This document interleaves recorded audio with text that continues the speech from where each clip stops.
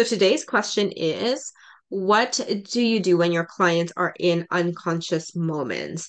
Would there ever be a time that would you would say a suggestion when clients are in starting to trance out or displaying unconscious moments? So this is an amazing question. If you don't know what unconscious moments are, these are things that we look for inside our advanced conversational hypnosis sessions. And there are a lot of videos on this page already for regarding unconscious moments, so make sure you check them out.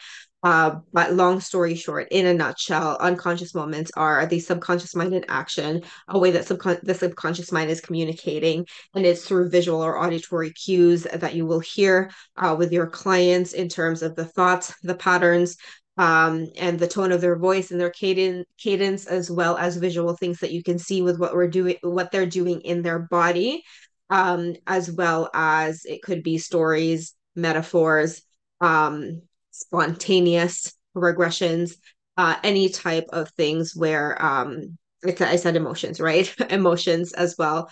Pretty much, there's a whole extensive list that is, again, here in this channel, so make sure you check that out.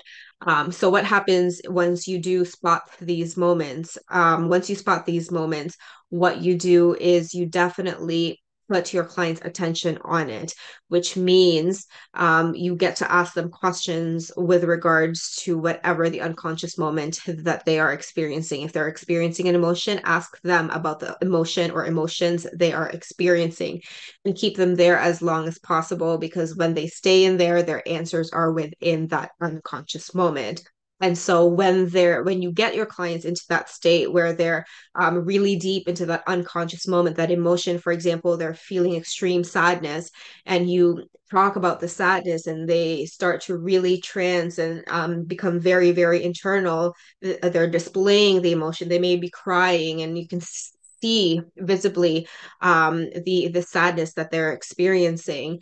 Is there a time where you would put a suggestion? And when you use conversational hypnosis, we don't normally give suggestions from our own selves as coaches and hypnotists. What we do is we utilize our clients' own unconscious moments. We utilize our own client suggestions.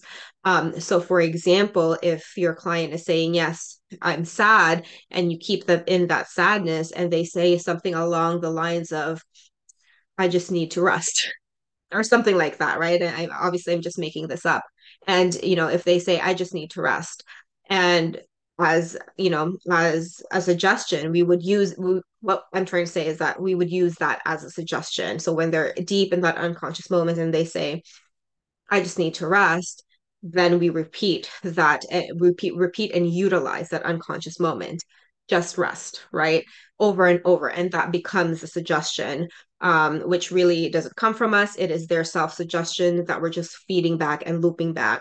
And when we repeat that suggestion, if we see a visible response to the client that helps them go deeper into that unconscious moment, then we repeat it and use it over and over again until the unconscious mind finishes whatever it needs to do and rejig in their minds and their body.